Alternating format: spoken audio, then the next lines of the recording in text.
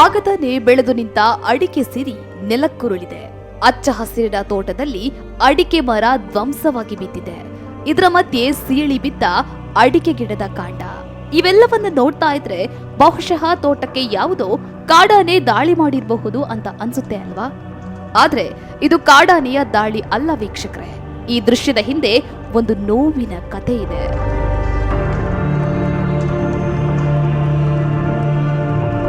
ಇವರು ಸುಷ್ಮಾ ಚಾತ್ರ, ಇವರ ತಾಯಿ ಶೈಲಾ ಚಾತ್ರ. 30 ವರ್ಷಗಳಿಂದ ಉಡುಪಿ ಜಿಲ್ಲೆಯ ಹಳ್ಳಿಹೊಳೆ ಕೊಳೆಕೋಡು ಎಂಬಲ್ಲಿ ಕೃಷಿ ಮಾಡಿಕೊಂಡು ಜೀವನ ಸಾಗಿಸುತ್ತಿರುವವರು. ಶೈಲಾ ಚಾತ್ರ ಅವರ ಪತಿ ತೀರಿಕೊಂಡ ಮೇಲೆ ತನ್ನ ಗಂಡ ತನಗಾಗಿ ಬಿಟ್ಟು ಹೋದ ಕೃಷಿ ಭೂಮಿಯನ್ನೇ ನಂಬಿಕೊಂಡು ಬದುಕ್ತಿದ್ದಾರೆ. ಜಮೀನಿನಲ್ಲಿ ಕೃಷಿ ಮಾಡಿಕೊಂಡು ಜೀವನ ಸಾಗಿಸುತ್ತಿದ್ದಾರೆ. ಗಂಡ ಸಾಯುವಾಗ ಬರಡಾಗಿದ್ದ ಭೂಮಿಯನ್ನ ಛಲ ಹಿಡಿದು ದುಡಿದು ಈಗ ಸಂಪತ್ಭರಿತ ಭೂಮಿಯಾಗಿ ಪರಿವರ್ತಿಸಿದ್ದಾರೆ. ಆದ್ರೆ ಇದೇ ವೇಳೆ ಅವರ ಅಚ್ಚ ಹಸಿರಿನ ತೋಟದ ಮೇಲೆ ದಾಳಿ ನಡೆಸಿದ ದುಷ್ಕರ್ಮಿಗಳು ಆಗತಾನೆ ಜೀವ ಪಡೆಯುತ್ತಿದ್ದ ಅಡಿಕೆ ಗಿಡಗಳನ್ನು ಕಡಿದೇ ಬಿಟ್ಟಿದ್ದಾರೆ. ಅಷ್ಟು ಸಾಲಲ್ಲ ಅಂತ ಫಸಲು ಕೊಡಲು ಅಣಿಯಾಗಿದ್ದ ಅಡಿಕೆ ಮರದ ಬುಡವನ್ನೇ ಕತ್ತರಿಸಿ ಬಿಟ್ಟಿದ್ದಾರೆ. ಇಷ್ಟಕ್ಕೂ ಈ ದುಷ್ಕರ್ಮಿಗಳು ಯಾರು? ಯಾವ ಕಾರಣಕ್ಕೆ ಶೈಲಾ ಚಾತ್ರ ಅವರ ತೋಟದ ಮೇಲೆ ಇಷ್ಟೊಂದು ಕ್ರೂರವಾಗಿ ದಾಳಿ ಮಾಡ್ತಿದ್ದಾರೆ? ಅದನ್ನ ಸ್ವತಃ ಸುಷ್ಮಾ ಚಾತ್ರ ಅವರೇ ಹೇಳ್ತಾರೆ, ಕೇಳಿ. ನಾನು ಸುಷ್ಮಾ ಚಾತ್ರ ಅಂತ, ಕೊಳೆಕೋಡು ನಿವಾಸಿ, ಶೈಲಾ ಅವರ ಮಗಳು ಮಾತಾಡ್ತಾ ಇರೋದು. ನಮ್ಮ ಕುಟುಂಬ ವ್ಯವಸ್ಥೆ ಕೊಳೆಕೋಡು ಅನ್ನೋ ಗ್ರಾಮದಲ್ಲಿ, ಅಂದರೆ ಹಳ್ಳಿಹೊಳೆ ಊರಿನ ಕೊಳೆಕೋಡು ಅನ್ನೋ ಗ್ರಾಮದಲ್ಲಿ ಸುಮಾರು 3 ತಲೆಮಾರಿನಿಂದ ವಾಸವಾಗಿದೆ. ದೇವರಾಯ ಚಾತ್ರದ ಕಾಲದಿಂದ, ಅಂದರೆ ಸುಮಾರು 70ನೇ ದಶಕದಿಂದನೂ ಈ ಒಂದು ಕುಟುಂಬ ವ್ಯವಸ್ಥೆ ಇಲ್ಲೇ ವಾಸವಾಗಿದೆ. ಮತ್ತು ನಮ್ಮ ಈ ಒಂದು ಭೂಮಿ ಅನ್ನೋದು ಕೋರ್ಟಲ್ಲಿ ಸ್ವಲ್ಪ ಗಲಾಟೆಯಲ್ಲಿತ್ತು, ಸಿವಿಲ್ ಮ್ಯಾಟ್ರಲ್ಲಿ ಗಲಾಟೆಯಲ್ಲಿತ್ತು. ಆದರೆ ಇತ್ತೀಚೆಗೆ ಬಂದಂತಹ ಜಡ್ಜ್ಮೆಂಟಿನ ಆಧಾರದಲ್ಲಿ ಏನು ಮಾಡಿದ್ದಾರೆ, ನಮ್ಮ ವಿರುದ್ಧ ಪಾರ್ಟಿಯವರು ಮೇ 8ನೇ ತಾರೀಕು ಲಾಕ್ಡೌನ್ ಅವಧಿಯಲ್ಲಿ, ಅಂದರೆ ಮಾರ್ಚಿಂದನೂ ನಮ್ಮ ದೇಶದಲ್ಲಿ ಲಾಕ್ಡೌನ್ ಇತ್ತು, ಮತ್ತು ಜೂನಲ್ಲೂ ಲಾಕ್ಡೌನ್ ಇತ್ತು. ಮೇ 8ನೇ ತಾರೀಕು 2:53 ನಮ್ಮ ಜಾಗದ RTCಯನ್ನು ಏಕಾಏಕಿ ಬದಲಾಯಿಸ್ಕೊಂಡು ಬಂದಿದ್ದಾರೆ.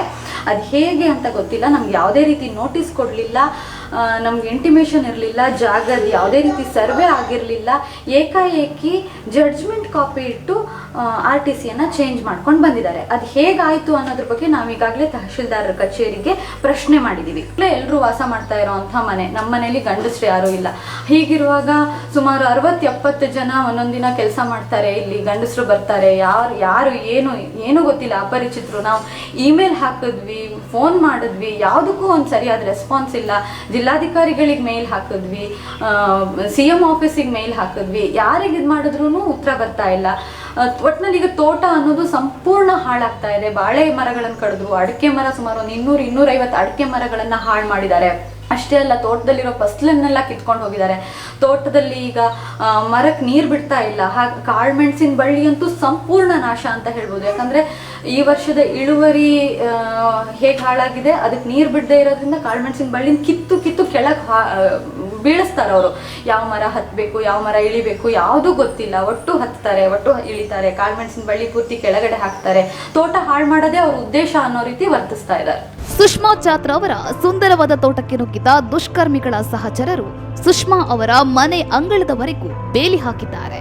ಅಷ್ಟೇ ಅಲ್ಲದೆ ತೋಟಕ್ಕೆ ನುಗ್ಗಿ ಫಸಲು ಕೊಡುವ ಗಿಡಗಳನ್ನ ಹಾಳು ಮಾಡಿ ಸಿಕ್ಕ ಫಸಲುಗಳನ್ನು ಹೇಳದೆ ಕೇಳದೆ ರಾಜಾರೋಷವಾಗಿ ಕೊಂಡೊಯ್ಯುತ್ತಿದ್ದಾರೆ.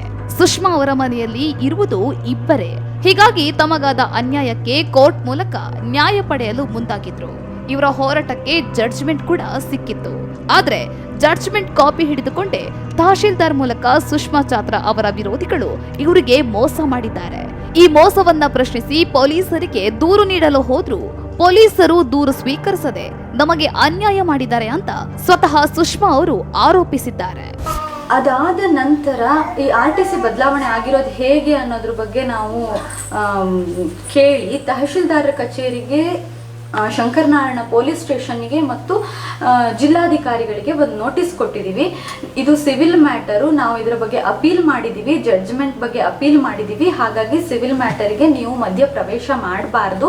ನಮ್ಮ ಅಪೀಲ್ ಈಗಾಗಲೇ ಕೋರ್ಟಲ್ಲಿ ನೋಟಿಸ್ ಆಗ್ತಾ ಇದೆ ಮತ್ತು ಅದು ವಿಚಾರಣೆ ಹಂತಕ್ಕೆ ಬರ್ತಾ ಇದೆ ಅನ್ನೋದ್ರ ಬಗ್ಗೆ ಅವರಿಗೆ ತಿಳಿಸಿದ್ವಿ. ಆದರೂ ಕೂಡ ಅಕ್ಟೋಬರ್ 19ನೇ ತಾರೀಕು ಪೊಲೀಸ್ ಸಮ್ಮುಖದಲ್ಲಿ ನಮ್ಮ ಜಾಗದ ಮೇಲೆ ಏಕಾಏಕಿ ದಾಳಿ ನಡೆಯುತ್ತೆ. ಅವತ್ತು ನಮ್ಮ ಕುಟುಂಬದ 5 ಜನ ಹೆಣ್ಮಕ್ಳು ಬಿಟ್ಟರೆ ಮತ್ತೆ ಯಾರೂ ಕೂಡ ಮನೇಲಿ ಇರಲಿಲ್ಲ. ಆ ಸಂದರ್ಭವನ್ನು ದುರುಪಯೋಗ ಪಡಿಸ್ಕೊಂಡು ನಮ್ಮ ವಿರುದ್ಧ ಪಾರ್ಟಿಯವರು ದಾಳಿ ಮಾಡ್ತಾರೆ. ಆವಾಗ ನಾವು ಕೇಳ್ತೀವಿ, ನಮ್ಮ ಸ್ವಾಧೀನತೆಯಲ್ಲಿರುವಂತಹ ಜಾಗ ಇದು ಕೊಳೆಕೋಡು, ಆದರೆ ಏಕಾಏಕಿ ನೀವು ಹೇಗಿಲ್ಲಿ ಬರ್ತಾ ಇದ್ದೀರಾ, ಹಸ್ತಾಂತರ ಪ್ರತಿ ಉಂಟಾ, ಡೆಲಿವರಿ ಆರ್ಡರ್ ಕೊಡಿ, ಕೋರ್ಟ್ ಆದೇಶ ಏನಾದರೂ ಕೊಟ್ಟಿದೆಯಾ ನಿಮಗೆ, ನಾವು ಇದನ್ನು ಖಾಲಿ ಮಾಡಬೇಕು ಅನ್ನೋದ್ರ ಬಗ್ಗೆ ಅಂತ ಪ್ರಶ್ನೆ ಮಾಡಿದ್ರೆ, ಕೋರ್ಟಿಗೆ ಹೋಗಿ ಸ್ಟೇ ತಗೊಬನ್ರಿ, ಈ ರೀತಿಯ ದಬ್ಬಾಳಿಕೆಯ ಉತ್ತರವನ್ನ ಪೊಲೀಸ್ನವರು ಕೂಡ ಕೊಟ್ಟಿದ್ದಾರೆ. ಅಷ್ಟೇ ಅಲ್ಲ, ನನ್ನ ತಂಗಿಗೆ ಹೊಡೆದು ಅವಳ ಹತ್ರ ಇರೋ ಮೊಬೈಲ್ನ ಕಿತ್ಕೊಂಡು ಹೋಗಿದ್ದಾರೆ. ಇದ್ರ ಬಗ್ಗೆ ಕೂಡ ನಾವು ಪೊಲೀಸ್ ಅವ್ರಿಗೆ ಹೇಳಿದ್ವಿ, ಹೀಗೆ ಮೊಬೈಲ್ ತಗೊಂಡು ಹೋದ್ರು ಅಂತ.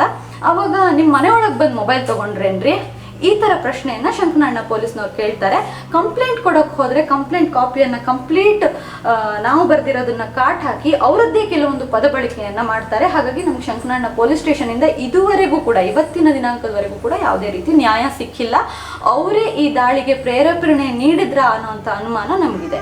ಶೈಲಾ ಚಾತ್ರ ಅವರಿಗೆ ಸೇರಿದ ಈ ಜಮೀನಿನ ತಕರಾರು 1976ರಿಂದಲೂ ನ್ಯಾಯಾಲಯದಲ್ಲಿದೆ. ಈ ಭೂಮಿಯ ಕಾಗದ ಪತ್ರದ ಬಗೆಗಿನ ಜಟಾಪಟಿ ಇನ್ನೂ ನಡೆಯುತ್ತಿದೆ. ಶೈಲಾ ಅವರ ಸ್ವಾಧೀನದಲ್ಲಿರುವ ಈ ಭೂಮಿಯ ಹಸ್ತಾಂತರ ಪ್ರಕ್ರಿಯೆ ಇನ್ನೂ ಕೂಡ ಕಾನೂನಾತ್ಮಕವಾಗಿ ನಡೆದಿಲ್ಲ. ಇವರಿಗೆ ನ್ಯಾಯಾಲಯದಿಂದ ಯಾವುದೇ ನೋಟಿಸ್ ಕೂಡ ಸಿಕ್ಕಿಲ್ಲ.